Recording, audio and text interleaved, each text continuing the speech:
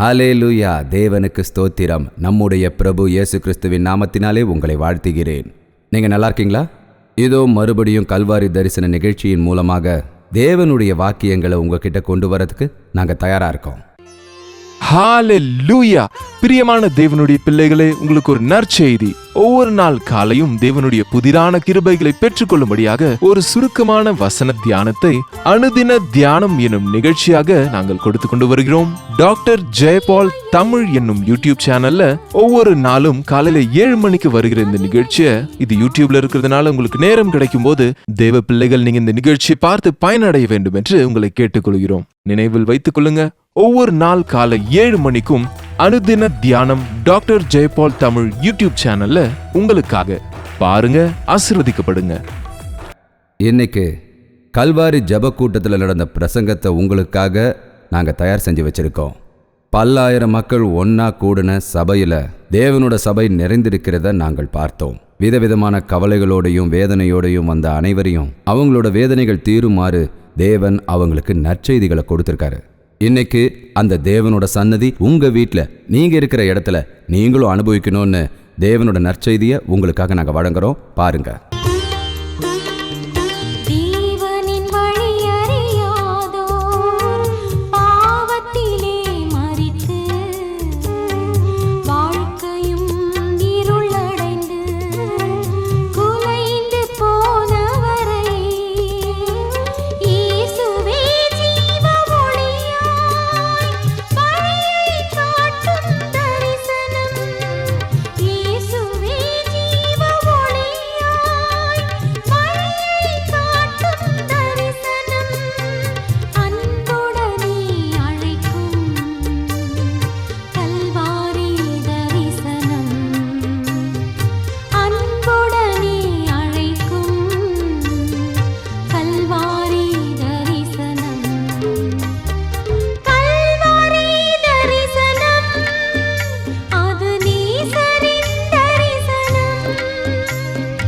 யோவான் எழுதின புத்தகம் 1:2 அதிகாரம் 1 சில வசனங்கள். என் பிள்ளைகளே, நீங்கள் பாவம் செய்யாத படிக்கு இவைகளை உங்களுக்கு எழுதுகிறேன்.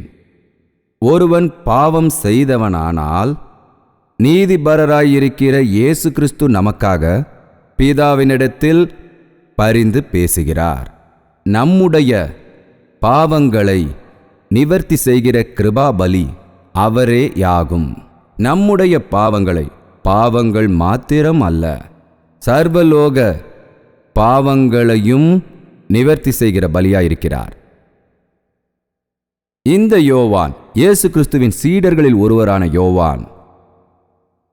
இயேசு அப்பாவை இளம் வயதிலேயே பின்பற்றின சீஷர். அவருடைய சீஷர்களிலே மிகவும் சிறு வயது கொண்டவர். ஆனால் இப்போ இந்த கடிதம் எழுதும்போது அவர் அனைத்தும் அறிந்தவராயிருக்கிறார், நிறைந்த அறிவு உடையவர். தன்னோட இளம் வயசுல இயேசு அப்பாவை பின்பற்றின இந்த சீஷர் தன்னோட முதிர் வயது, அதாவது 100 வயது அவருக்கு ஆன போதும் கூட வசனங்களை பிரசங்கம் பண்றதை நிறுத்தல. தான் பார்த்ததை பற்றியும் கேட்டதை பற்றியும் தான் அனுபவித்த இயேசு அப்பாவின் அன்பை பற்றி, அவரிடத்தில் இருந்த மன்னிப்பையும் விடுதலை பற்றியும் சொல்லாம எப்பவுமே அவர் இருந்ததே இல்லை. அவருக்கு ரொம்ப வயசானதுனால அவர் பார்க்குற எல்லாருமே அவருக்கு பிள்ளைகளாக தான் தெரிஞ்சாங்க. என் பிள்ளைகளே, நீங்கள் பாவம் செய்யாத படிக்கு இவைகளை உங்களுக்காக எழுதுகிறேன். நம்ம சரீர அடிப்படையில் வயசானவங்களா இல்லை குழந்தைகளா இருக்கலாங்க. யாரு அவங்க மனசுல மாற்றம் அடைகிறாங்களோ, இயேசு கிறிஸ்துவை தன் சொந்த ரட்சகராக ஏற்றுக்கிட்டு திரும்பவும் பிறக்கிறாங்களோ, அவங்க குழந்தைகளைப் போலவே எப்படி ஒரு குழந்தை வளர்ந்து பெரியவனாகுதோ அதுபோல மனதளவில் நாமளும் கூட பரிசுத்த வாழ்க்கையை அடைஞ்சதுக்கு அப்புறமா தினம் வளர்ச்சி அடைந்து இயேசு கிறிஸ்துவின் சாயலை சென்றடைவோம். கிறிஸ்துவ வாழ்க்கை என்பது முழங்காலிட்டு வணங்குவதோ ஒரு சாட்சியம் சொல்லிட்டு உட்காரதோ ஒரு நாள் அனுபவம் இல்லைங்க. இது உயிர் வாழற வரைக்கும் அவர் நடந்த வழியில நம்ம நடக்கிற விஷயம். இன்று கிறிஸ்துவ பக்தியை கூட ஒரு மூட நம்பிக்கையா மாத்தி நோயை குணப்படுத்திக்கிறதுக்கும் நன்மையை அடையறதுக்கும் ஆசீர்வாதத்தை பெறறதுக்கும் இயேசு அப்பாவை நம்புறேன்னு சொல்றவங்க நிறைய பேர் இருக்காங்க. நீங்க அப்படிப்பட்டவங்களா? இல்லைன்னு சொல்லலாமே. நான் சொல்றதுக்காக தான் அப்படி சொல்றீங்களா? நீங்க உங்க உள் மனசுல இருந்து சொல்லுங்க. சாவி கொடுத்த பொம்மை மாதிரி நான் சொன்னதையே திருப்பி சொல்லாதீங்க. என் பிள்ளைகளே, நீங்கள் பாவம் செய்யாத படிக்க இவைகளை எழுதுகிறேன்னு சொன்னாரு. இயேசு அப்பாவை தெரிஞ்சுக்கிறதுக்கு முன்னாடி நம்ம எல்லாருமே பாவிகள் தான். உண்மையா இல்லையா? நான் பரிசுத்தவான்னு சொல்லிக்கிறவனுக்கு இயேசு அப்பா தேவையில்லை. நோயா இருக்கிறவனை தான் தேவன் தேடிக்கிட்டு இருக்காரு. நோயுள்ளவனுக்காக தான் வந்தேன், நீதிமானுக்காக நான் வரலன்னு சொன்னாரு. பாவிகளை தேடி ரட்சிப்பதற்காகவே அவர் வந்தாரு. சில பேர் நான் பாவி இல்லை, அப்படிதான் நான் இந்த உலகத்தில் பிறந்தேன்னு சொன்னா அவன் ஞானம் இல்லாதவன். ஏன்னா நாம பாவத்தின் சுபாவமாக தான் இந்த உலகத்தில் பிறக்கிறோம். ஆதாமுடைய ஒரு பாவம் மனிதனுக்குள்ள சர்வ சாதாரணமாக வருது. அதனால இழிந்த மானிடனுடைய சுபாவம் பாவங்களை செய்யறதுக்காக நம்மளை தூண்டி விடுது. சில பேர் கிரியையில் பாவம் செய்வாங்க, சில பேர் அதிகமாக பண்ணுவாங்க, சில பேர் கொஞ்சமாக பண்ணுவாங்க. சில பேர் சில பாவங்களை செய்வாங்க, சில பேர் பண்ண மாட்டாங்க. சில பேர் பாவங்களை அவங்க வாயாலையும் கண்ணாலையும் செய்வாங்க, சிந்தனையால் செய்வாங்க, ஆழ் மனசால செய்வாங்க. இந்த மாதிரி எந்த பாவம் செஞ்சாலும் தேவனோட பார்வையில் அவன் பாவிதான். விபச்சாரம் செய்யக்கூடாதுன்னு தேவன் சொல்லியிருக்காரா இல்லையா? நான் உங்களுக்கு சொல்லுகிறேன், இச்சை கண்ணோடு பார்க்கிற எவனும் இதயத்தினாலே அவளோடு விபச்சாரம் செய்தவனாயிற்று என்று சொன்னார் இல்லையா? அதனால சிலர் கிரியையினால பாவம் செய்யலனாலும் அவங்க ஆலோசனையில பாவம் செய்றாங்க. இங்க இருக்கிற நீங்க எல்லாரும் எனக்குள்ள பாவ சுபாவம் இருக்குன்னு ஒத்துக்கிறீங்களா? ஒத்துக்கிறீங்களா? இன்னும் நீங்க பாவம் செஞ்சுக்கிட்டே இருக்கீங்களா? உங்க பாவங்களை இயேசு அப்பா கிட்ட ஒத்துக்கிட்டு அதை விடக்கூடிய நாள் ஒன்று இருக்கா? எனக்காகத்தான் இயேசு அப்பா சிலுவையில் மரணம் அடைஞ்சாரு. என் பாவங்களுக்காக அவர் பரிகாரம் செய்தார் என்பதை நம்பி உனது பாவங்களுக்காக மனவருத்தப்பட்டு அதை ஒப்புக்கொண்டு விட்டு இயேசு அப்பா தந்த மன்னிப்பை நான் அடைந்தேன் அப்படிங்கிறவங்க மட்டும் யோசிச்சு ஹல்லேலூயா சொல்லுங்க. பரவாயில்ல எல்லாருமா? வேற என்ன வேணும்? ரொம்ப சந்தோஷம். ஒரு நாள் வாழ்க்கையில நடந்ததுங்க. இயேசு அப்பாவை நாம நம்புறோம். நம்மில் பல பேர் ஞானஸ்நானம் கூட எடுத்திருக்கோம். ஆனா மறுபடியும் நீங்க பாவம் செய்யாம இருக்கீங்களா? சொல்லுங்க. எல்லார் முன்னாடியும் சொல்றதுக்கு வெக்கப்படலாம், ஆனா வெக்கப்பட வேண்டிய விஷயம் இது இல்லை. தன் பாவங்களை மறைக்கிறவன் வாழ்வடைய மாட்டான், ஒத்துக்கொள்கிறவன் இரக்கம் பெறுகிறான் என்று தேவவசனம் சொல்லுது. மனமாற்றம் அடைந்ததுக்கு அப்புறமா இயேசு அப்பாவை நம்பினதுக்கு அப்புறமும் கூட சில பேர் சில சமயங்களில் தவறுகள் செய்கிறார்கள். உண்மையா இல்லையான்னு சொல்லுங்க. தப்பு செய்யும் போது நம்ம என்ன ஆயிடுறோம்? தேவனை விட்டு நம்ம விலகி போயிடுறோம். அதை விடுங்க. நம்ம மனசு எப்படி இருக்கும்? ரொம்பவே கடினமாயிடும். இதனால தான் இந்த வார்த்தையை தேவன் உங்ககிட்ட என்ன சொல்ல சொன்னாரு. பல விசுவாசிகள் பாவம் செய்யும்போது, தவறுதலா ஒரு பாவத்தில் விழும்போது தன்னோட இதயத்தை கடினப்படுத்திக்கிட்டு பாவத்திலேயே வாழ்ந்துக்கிட்டு இருக்காங்க.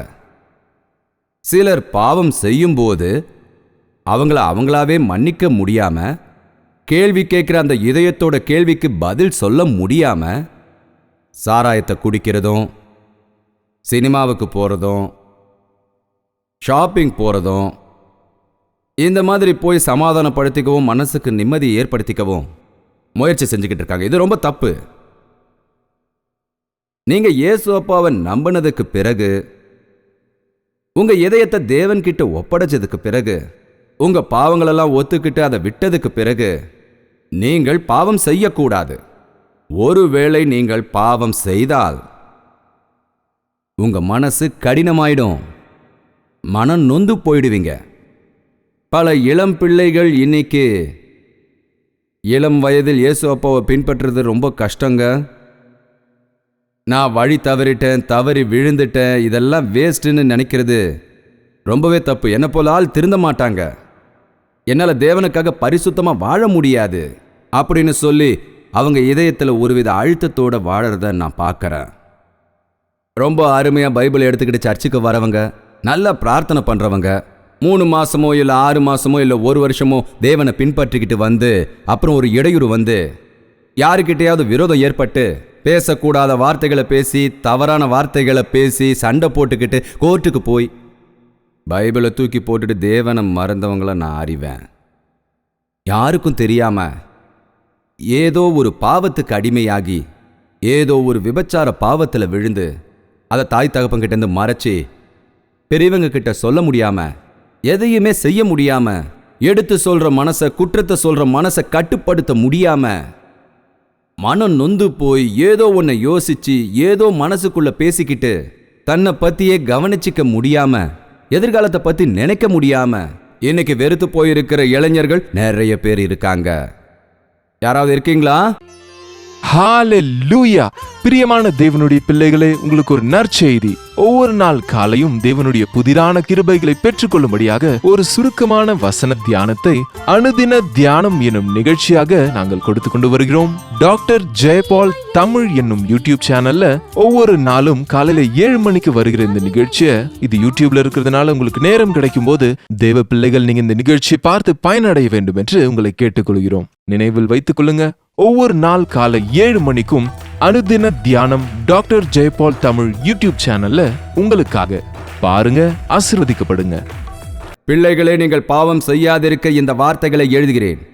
ஒருவேளை நீங்கள் பாவம் செய்யாது இருந்தால், என்ன சொன்னார் அந்த யோவான் பக்தர்? நீதிபரராய் இருக்கிற இயேசு கிறிஸ்து நமக்காக பிதாவினிடத்தில் பரிந்து பேசுகிறவராயிருக்கிறார். நீங்கள் பாவம் செய்யாதிருந்தால் நமக்காக பரிந்து பேசுறதுக்கு ஒருத்தர் இருக்காரு. பார்த்தீங்கன்னா நம்ம தேசத்தில் சட்டங்கள் இருக்கு. அந்த சட்டங்களை மீறினா என்ன ஆகும் சொல்லுங்க? சிக்ஷை வருமா இல்லை கேஸ் வருமா? சட்டத்தை மீறும்போது கேஸ் தான் போடுவாங்க. கேஸ் போட்ட உடனே நீங்கள் எங்கே போகணும்? கோர்ட்டுக்கு போகணும். கோர்ட்டுக்கு போனதும் அந்த கோர்ட்டில் இருக்கிறவங்க நம்ம மேலே குற்றங்களை சுமத்தும் போது அதுக்கு பதில் யார் சொல்லுவாங்க? நமக்கு புத்தி இல்லை சொல்றதுக்கு. அதனால நம்ம யாரை வச்சுக்குவோம்? ஒரு அட்வொகேட்டை வச்சுக்குவோம். அட்வொகேட்டை வச்சுப்போமா இல்லையா? அவர் என்ன பண்ணுவார்? நமக்காக அவர் அங்கே என்ன பண்ணுவார்? என்னோட கிளையண்ட் நிரபராதி, பாவம், அவருக்கு இந்த தேசத்தோட சட்டங்களை பற்றி எதுவும் தெரியாது, அவரோட மனநிலையும் சரியா இல்லை, அவர் ரொம்ப சங்கடத்தில் இருந்ததுனால இப்படியெல்லாம் நடந்துக்கிட்டாரு, அவர் கொலை செய்கிற அளவுக்கு மோசமானவர் இல்லை, அவர் மனநிலை சரியில்லாதனால செஞ்சுட்டாரு, இல்லை ஏதோ ஒரு ஆத்திரத்தினால இந்த மாதிரி செஞ்சுட்டாரு, இல்லை தன்னைத்தானே காப்பாற்றிக்கிறதுக்காக இந்த மாதிரி செஞ்சாரு, இப்படின்னு ஏதோ சொல்லி இந்த கேஸ்லேருந்து தன்னோட கிளையண்ட்டை எப்படியாவது விடுவிக்கணும்னு அவரை நிரபராதி நிரூபிக்க அவங்க எவ்வளவோ சொல்லி வாதாடுவாங்க. நாம தப்பு செய்யும்போது நமக்காக தேவன்கிட்ட வாதாடுறதுக்கு ஒரு பலி இருக்காரு, ஒரு அட்வொகேட் இருக்காரு. அவர் ஃபீஸ் எல்லாம் வாங்க மாட்டாரு. யாருன்னு சொல்லுங்க? யாரது? நல்லா உரக்க சொல்லுங்க. யாரது? இயேசு கிறிஸ்து. தன்னோட ரத்தத்தை நம்ம பாவத்துக்கு பலியாக்குனவர். நம்ம மேலதான் அவருக்கு எத்தனை அன்பு. நம்ம மேல குற்றங்களை சுமத்தி நம்மளை தூக்கி நரகத்தில் போட அவருக்கு விருப்பம் இல்லை. நம்மளை எப்படியாவது மன்னிச்சு பரலோகத்துக்கு கூட்டிட்டு போகணும்னு ஆசையோட இருக்கிறவர். உன் மீது அன்பு வைத்து நீ பிறப்பதற்கு முன்னாலேயே உனக்காக சிலுவையில் பலியானவர் தான் இயேசு கிறிஸ்து. நமக்காக மட்டும் இல்ல, இந்த உலகம் முழுவதும் சர்வலோகத்தில் இருக்கிற மனிதர்களுக்காகவும் பிராயச்சித்த பலியா கல்வாரி சிலுவையில நமக்காக உயிரை கொடுத்தாரு. இறந்த தேவன் அல்ல அவரு, மரணத்தை வென்று ஜீவனோடு எழுந்த தேவன் அவர். பரலோகத்துக்கு போய் பூமியில நான் இவ்வளோ சிரமப்பட்டேன், நிறைய கெட்ட பெயர்கள் வாங்கினேன், இவ்வளோ அவமானப்பட்டேன், நிறைய கஷ்டங்களை நான் அனுபவிச்சேன், எவ்வளோ வேதனைகளை அனுபவிச்சேன், சிலுவையில் நான் மரணம் அடைஞ்சேன், நான் செய்ய வேண்டியதெல்லாம் செஞ்சுட்டேன், இந்த உதவாக்கார மனிதர்கள் மாறினா மாறட்டும், மாறலன்னா போகட்டும், இது வரைக்கும் நான் செய்ய வேண்டியதெல்லாம் செஞ்சுட்டேன் அப்படின்னு நம்ம தேவன் என்னைக்குமே சொல்லலை. அவரு சொல்லவே இல்லை. உன்னை காக்கிறவர் என்றென்றைக்கும் அவர் தூங்கவே மாட்டாருங்க. சரி, தேவன் என்னதான் பண்ணுவாரு? தேவனுடைய வலது பாரிசத்தில் அமர்ந்து தேவன் கிட்ட நமக்காக வேண்டுதலை எப்பவும் செய்கிறவரா இருக்காரு. உங்களை எப்படியாவது அவர் பக்கம் திருப்பணும்னு பார்ப்பாரு. எனக்கு தெரியாது இங்க தப்பி போனவர்கள் எத்தனை பேர் இருப்பாங்கன்னு. பக்தியில தவறி போனவங்க எத்தனை பேர் இருக்காங்களோ, விசுவாசத்துல தவறி போனவங்க எத்தனை பேர் இருக்காங்களோ, விசுவாசத்தை அலட்சியப்படுத்துறவங்க எத்தனை பேர் இருக்காங்களோ, தேவனோட காரியங்களை அசட்டை பண்றவங்க எத்தனை பேர் இருக்காங்களோ, ஆத்மால சந்தோஷம் இல்லாதவங்க எத்தனை பேர் இருக்காங்களோ, இன்னும் ரட்சிப்போட அனுபவம் இல்லாதவங்க எத்தனை பேர் இருக்காங்களோ, அவங்கெல்லாம் இயேசு அப்பாவை ஒரே ஒரு முறை பாருங்க. உங்க மேல அன்பா இருக்கிற தேவன் இன்னைக்கு ராத்திரி உங்களை அரவணைக்க வேண்டும் என்றும், உங்களை மன்னிக்க வேண்டும் என்றும், உங்களுடைய பாவ தோஷ சிக்ஷையிலிருந்து உங்களை விடுவிக்க வேண்டும் என்றும் உங்களை இந்த சபைக்கு வர வச்சாரு. ஏதோ உங்க சரீரத்தில் ஏற்பட்டிருக்கிற நோயை மட்டும் போக்குறவர் இல்லை இயேசு அப்பா. அவருடைய நாமத்துல விடுதலை இருக்கு. அவர் மேல பட்ட அடிகள் மூலமா நமக்கு விடுதலை இருக்கிறது. அதற்கும் மேலாக இதயத்துல சுத்தத்தை தரதுக்கு, ஆத்மால ஆனந்தத்தை தரதுக்கு, தோஷங்களால் நிறைஞ்சு போயிருக்கிற உங்கள் இதயங்களுக்கு சமாதானத்தை தரதுக்காக, நீங்க தெரிஞ்சு செஞ்ச பாவத்துக்கு கூட உங்கள் மீது சிக்ஷைகள் வராதபடி அந்த சிக்ஷையிலிருந்து விடுவித்து உங்களுக்காக விண்ணப்பம் செய்வதற்காக இன்னைக்கு ராத்திரி உங்கள் மீது அன்பாய் இருக்கும் தேவன் உங்களுக்காக விடுதலை அளிப்பதற்காக வரப்போகிறார். இன்னைக்கு ராத்திரி நான் சொல்ல நினைக்கிறது, தேவன் என்ன சொல்ல சொன்னது இதுதான். நீங்கள் பாவம் செய்யக்கூடாது. ஒருவேளை நீங்க பாவம் செய்தீர்கள் என்றால் ஒரு விஷயத்தை ஞாபகம் வைத்துக் கொள்ளுங்கள். நமக்காக இயேசு கிறிஸ்து என்கிற ஒருவர் வாதாடுவதற்காக இருக்காரு. நாம தப்பு செஞ்சிட்டோங்கிறதுக்காக ஒதுக்கி வைக்கிறவர் இல்ல அவரு. நம்மளுடைய தவறுக்காக தள்ளி விடுறவர் இல்ல அவரு. நாம தப்பு செய்யறவங்கன்னு சொல்லி நம்ம கழுத்தை பிடிச்சு தள்ளி விடுறவர் இல்ல அவரு. நாம எவ்வளவு தவறுகள் செஞ்சாலும், எத்தனை முறை தவறுகள் செஞ்சாலும், நமக்காக நம்ம மேல இன்னும் அன்பு செலுத்துற இயேசு அப்பா இருக்காருன்றத ஞாபகத்துல வச்சுக்கங்க. ஏங்க, ஏற்கனவே நான் நிறைய பாவம் பண்ணிட்டேன், என்னை மன்னிச்சிருவாரு. நீங்க எல்லாரும் இயேசு அப்பாவோட அன்பை கேட்கறது எப்படி இருக்குன்னா, காலையில பாவம் செய்யறத ராத்திரி ஒத்துக்கிறது, ராத்திரி பாவம் செய்யறத காலையில ஒத்துக்கிறது, காலையில பாவம் செய்யறத ராத்திரி ஒத்துக்கிறது. என்னங்க, பாவங்களை மறைக்கிறவன் வாழ்வடைய மாட்டான், பாவங்களை அறிக்கை செய்கிறவன் தேவனிடத்தில் இரக்கம் பெறுகிறான். சரிதானே? ஒத்துக்கொண்டு அதை விட்டு விடுபவன். இந்த ராத்திரி வேளையில உங்கள் இதயத்தின் மூலமாக நீங்கள் செய்யும் பாவங்கள் என்னென்னவோ இயேசு அப்பா கிட்ட ஒத்துக்கிட்டீங்கன்னா, நாம ஒரு லாயர், அதாவது ஒரு அட்வொகேட்டை வச்சுக்கிட்டீங்கன்னா நமக்காக அவர் கோர்ட்ல வாதாடுவாரு. நாம அந்த அட்வொகேட் கிட்ட உண்மை என்னென்னவோ அதெல்லாத்தையும் தெளிவா சொல்லணுமா இல்லையா? நான் எதுக்கு சொல்லணும்? நீங்க எங்களுக்காக வாதாடுங்கன்னு சொல்லலாமா? நான் எதையும் சொல்ல மாட்டேன், பேப்பர்ஸ் எதுவும் தரமாட்டேன், எனக்காக வாதாடுங்கன்னா அவரால் எப்படி வாதாட முடியும் சொல்லுங்க? எதை வச்சு வாதாடுறது? உங்க விஷயம்லாம் அவருக்கு தெரிஞ்சாதானே?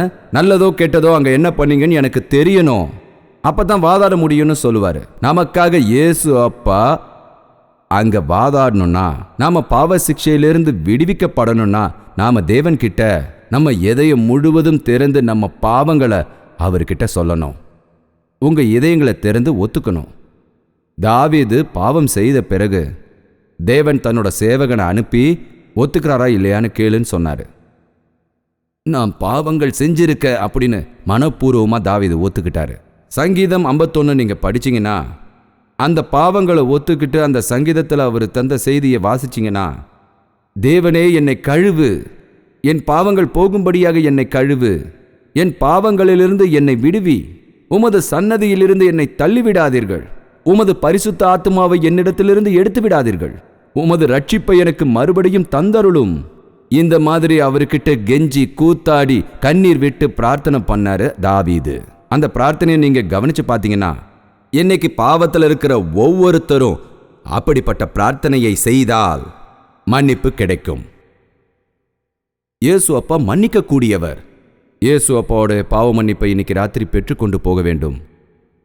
நானே உன் பாவங்களை நினையாமல் இருப்பேன், குழைத்து போடுகிறேன், திரும்பவும் என்றும் நான் அதை நினையாமல் இருப்பேன். உங்களோட பாவ மூட்டைகளை தன்னோட முதுகு பக்கமா தூக்கி எறிஞ்சிட்டேன்னு சொன்னாரு. எங்க? என் முன்னால வச்சு கணக்கு போடலன்னு சொன்னாரு தேவன். என் முதுகு பக்கமா தூக்கி போட்டுட்டேன், நான் உன்னை பார்க்கும்போது புது மனிதனை பார்க்கறேன்னு சொன்னாரு. இயேசு அப்பா உங்களை ஒரு முறை மன்னிச்சிட்டாருனா மறுபடியும் பழைய மனிதனா நம்மள பார்க்க மாட்டாரு. முன்னாடி நீங்க செஞ்ச பாவங்களை நினைக்க மாட்டாரு. உங்க இதயத்துக்குள்ள இருக்கிற பாவங்கள் போகணும்னா உங்களுக்காக வாதிடுகிற தேவனிடத்திற்கு வா. உங்க பாவங்கள் எல்லாத்தையும் அவர்கிட்ட சொல்லுங்க. எல்லாத்தையும் தேவன் பார்த்துப்பாரு. அவர் பார்த்து பாருங்க உங்களோட சிக்கலை, அவர் பார்த்து பாரு கவலைகளை, அவர் பார்த்து பாரு உங்க நிலைகளை. உங்கள் மீது தண்டனைகள் வராதபடி உங்களை அவர் தப்புவிப்பார். உங்களுக்காக அவர் தியாகங்களை செய்திருப்பதனால், உங்களுக்கான தண்டனைகளை அவர் சுமந்திருப்பதால் உங்களை விடுவிக்க அவர் தயாராக இருக்கிறார். இயேசு கிறிஸ்து என்ற விடுவிப்பவர் நமக்காக இருக்கிறார். அதனால தேவன் கிட்ட விசுவாசமா இருங்க. தேவன் கிட்ட உண்மையான பக்தியோட இருங்க. இன்னைக்கு ராத்திரி உங்க வீட்டுக்கு போனதும் இயேசு அப்பா உங்க மேல எவ்வளவு அன்பு வச்சிருக்காருன்னு நினைச்சு பாருங்க. இன்னும் மன்னிக்கப்படாத ஒரு பாவம் இருக்குன்னு நீங்க வேதனை பட்டுக்கிட்டு இருந்தா, அது உங்களை வருத்தப்பட வச்சுட்டு இருந்தா, உங்க இதயத்தை குத்திக்கிட்டு இருந்தா, ஏதாவது மறைக்கப்பட்ட பாவங்கள் இருந்தால், அடுத்தவங்க கிட்ட சொல்ல முடியாம பொங்கிக்கிட்டு இருக்கிற பாவங்கள் இருந்தால், நீங்கள் செய்த பாவங்களை தேவன் மன்னிக்க மாட்டாரோ அப்படிங்கிற கவலையில நீங்க இருந்தீங்கன்னா, இன்னைக்கு இயேசு அப்பா சொல்ற வார்த்தைகளை கேளுங்க. நான் உன்னை மன்னிக்கிறேன், நான் உன்னை மன்னிப்பேன், உன் பாவங்கள் அனைத்தையும் துடைத்தெறிவேன், இனிமே மறுபடியும் அதை நான் எப்பவும் நினைக்கவே மாட்டேன் அப்படின்னு இன்னைக்கு ராத்திரி சொல்றாரு. தயவு செஞ்சு எழுந்து நிக்கிறீங்களா? பாவத்தை ஒத்துக்கிட்டு இந்த கூட்டத்தை முடிச்சுக்கலாம். உங்க பாவத்தை மூட்டையா சுமந்துக்கிட்டு யாரும் எங்கிருந்து போக வேண்டாம். தயவு செஞ்சு உங்க பாவங்களை இன்னைக்கு ராத்திரி இங்கேயே விட்டுட்டு நீங்க போங்க. நீங்க ரட்சிக்கப்பட்ட விசுவாசியா இருந்தா, உங்க மனசாட்சி உங்களை கொல்ற எந்த பாவமா இருந்தாலும் கூட அதுல இருந்து இன்னைக்கு ராத்திரி நீங்க விடுதலை அடையணும்னு தெளிவான மனசாட்சியோட இயேசு அப்பா தர பாவ மன்னிப்பை பெற்றுக்கொண்டு இங்கிருந்து போகணும்னு தேவன் ஆசையா இருக்காரு. எல்லாரும் கைகளை மேல உயர்த்தி தேவனை நோக்கி பிரார்த்தனை பண்ணுவோம். ஐயா, எங்களை கண்ணோக்கி பாருங்கள் தகப்பனே. மறுபடியும் மறுபடியும் உம்மை காயப்படுத்துகிறோம் ஐயா. எங்களுக்காகவே நீர் சிலுவையில் உயிரை விட்டீர்கள் என்று நம்புகிறோம். எங்களை மன்னிப்பவரான உம்மை விசுவாசிக்கிறோம். மறுபடியும் மறுபடியும் பாவங்களிலேயே நாங்கள் விழுந்து கிடக்கிறோம் ஐயா. மறுபடியும் மறுபடியும் நாங்கள் குற்றங்கள் செய்கிறோம் ஐயா. மறுபடியும் மறுபடியும் உங்களுக்கு விரோதமாய் நடந்து எங்கள் மனசாட்சியை கெடுத்துக்கொண்டு எங்கள் இதயத்தை கடினப்படுத்திக் கொள்கிறோம் ஐயா. எங்களை மன்னியுங்கள் தகப்பனே. கவலையோடும் வேதனையோடும் எங்கள் இதயத்தை நாங்கள் கெடுத்துக்கொள்கிறோம் ஐயா. வருத்தப்பட்டு நலிந்து கொண்டிருக்கும் எங்களை மன்னித்தருளும் ஐயா. இப்படி உங்கள் இதய நிலையை தேவனிடத்தில் சொல்லுங்கள். தேவனுடைய பிள்ளைகளே, நீங்கள் திருடலாமா? ஏமாற்றலாமா? பொய் கூறலாமா? சினிமாவுக்கு போகலாமா? சிகரெட் பிடிக்கலாமா? விபச்சாரத்துக்கு இடம் கொடுக்கலாமா? மது பழக்கத்திற்கு அடிமையாகலாமா? இன்றைக்கு நாம் நம் இதயத்தில் அசிங்கப்பட்டு கொண்டிருக்கிறோம், வெறுப்பு வச்சிருக்கோம், கோபத்தை வைத்துக் கொண்டிருக்கிறோம், பேதங்களை வைத்துக் கொண்டிருக்கிறோம். இதெல்லாம் தேவனுக்கு பிடிக்காத பாவங்கள், நம்மை அழிக்கக்கூடிய சாத்தானின் ஆயுதங்கள் தான் இவை. இன்றைக்கு ராத்திரி தேவனிடத்தில் சொல்லுங்கள், என்னிடத்தில் இருக்கும் இந்த கோபத்தை எடுங்கள் என்று, என்னுள் இருக்கும் பொறாமையை எடுங்கள் என்று. கெட்ட ஆசைகளுக்கு நான் அடிமையாகிவிட்டேன். உமது நாமத்திற்கு களங்கத்தை ஏற்படுத்தி உம்மை விட்டு விலகி போகும் நிலையில் நான் இருக்கிறேன் தேவனே. இதோ இப்பொழுதே உமது பாதத்தின் அடியில் வருகிறேன் தகப்பனே. இன்றே உமது அரவணைப்பில் சேர்ந்து கொள்ள ஆசைப்படுகிறேன் தகப்பனே. என்னை மன்னிப்பீரா? என்னை உம்மோடு சேர்த்துக் கொள்வீரா? எனது பெயரை உமது ஜீவ புத்தகத்தில் எழுதுவீரா? என்னையும் உமது பிள்ளையாக அங்கீகரிப்பீரா? அப்படின்னு அவர்கிட்ட கேளுங்க. என்னை மன்னியுங்கள். நான் நிரந்தரமான தூய்மையான அன்போடு உம்மை நேசிக்கிறேன். என் உயிரை கொடுக்கும் அளவிற்கு உம்மீது அன்போடு இருக்கிறேன். நாம் நசுக்கப்படக்கூடாது என்பதற்காக நமக்காக தேவனின் வலது பாரிசத்தில் அமர்ந்து கொண்டு நமக்காக வேண்டிக் கொண்டிருக்கிறார். வா, என் அன்பு வளையத்திற்குள் வா என்று இன்னைக்கு ராத்திரி உங்களை தேவன் அழைக்கிறார். சந்தேகங்கள் வேண்டாம். என்னை தேடி வருகிறவர் யாவரையும் தள்ளிவிட மாட்டேன் என்கிறார் தேவன்.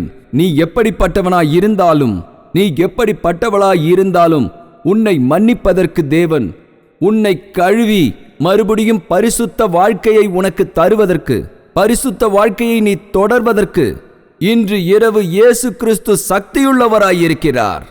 விசுவாசியுங்கள். எனது பாவங்கள் மன்னிக்கப்பட வேண்டும் என்று நான் ஆசைப்படுகிறேன். இப்படி சொல்றவங்க அவங்க வலது கையை தூக்குங்கள். இன்று இரவு நான் பரிசுத்தவானாக்கப்பட்டு இங்கிருந்து போக வேண்டும் என்று ஆசைப்படுகிறவர்கள் அவர்கள் கைகளை உயர்த்துங்கள்.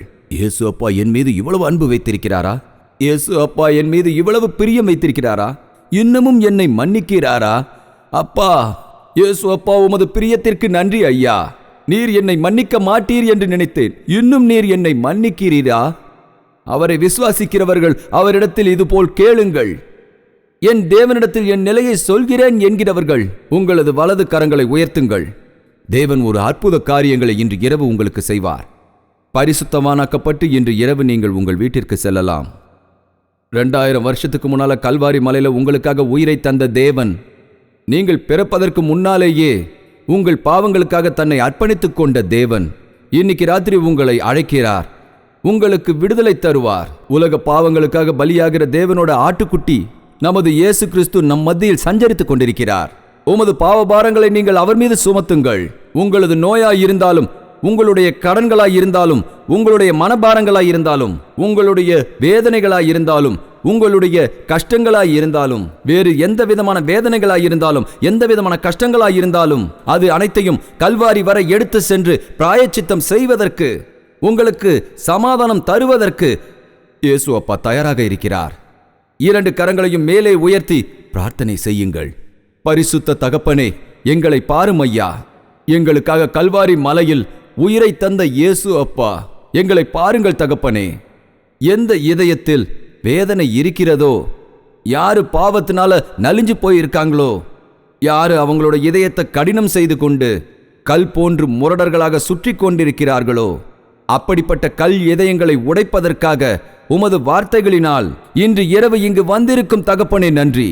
2 பக்கமும் கூர்மையாயிருக்கும் உங்களது கத்தியை வைத்துக்கொண்டு எங்களது ஆழ்ந்த இதயத்தில் இறங்கி, நான் நல்லாதான் இருக்க, எங்களுக்கு பாவங்கள் எதுவும் இல்லை என்று சொல்லி திரிந்து கொண்டிருக்கும் எங்கள் அனைவரின் எண்ணங்களையும் எரிந்து உமது வசனத்தினால் எங்களை திருத்தியதற்கு நன்றி தகப்பனே.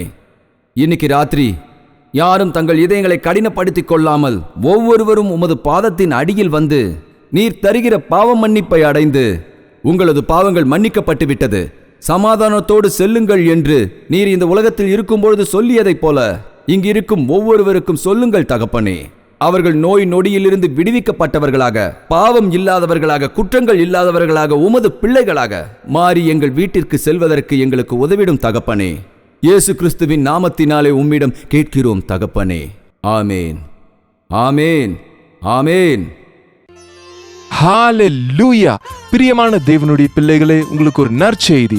ஒவ்வொரு நாள் காலையும் தேவனுடைய புதிரான கிருபைகளை பெற்றுக்கொள்ளும்படியாக ஒரு சுருக்கமான வசன தியானத்தை அனுதின தியானம் என்னும் நிகழ்ச்சியாக நாங்கள் கொடுத்து கொண்டு வருகிறோம்.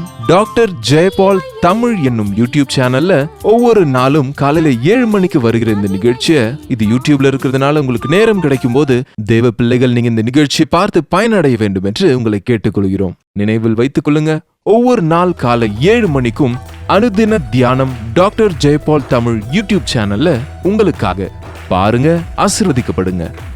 உங்களுக்காக நாங்கள் பிரார்த்தனை பண்ணணும்னு நீங்கள் ஆசைப்பட்டீங்கன்னா உங்கள் பிரார்த்தனை தேவைகளை எங்களுக்கு தெரியப்படுத்துங்க. உடனே ஃபோன் பண்ணுங்க. எங்கள் பிரார்த்தனை வீரர்கள் தயாராக இருக்காங்க. அவங்க ஃபோனை எடுத்து நீங்கள் சொல்கிற விஷயங்களை கேட்டு எழுதி அப்புறம் எங்ககிட்ட தராங்க. நிச்சயமா அவங்களும் நானும் உங்களுக்காக பிரார்த்தனை பண்ணுறோம். நீங்களும் பிரார்த்தனை பண்ணுங்க. அற்புத காரியங்கள் உங்கள் வாழ்க்கையில் நடக்கும்.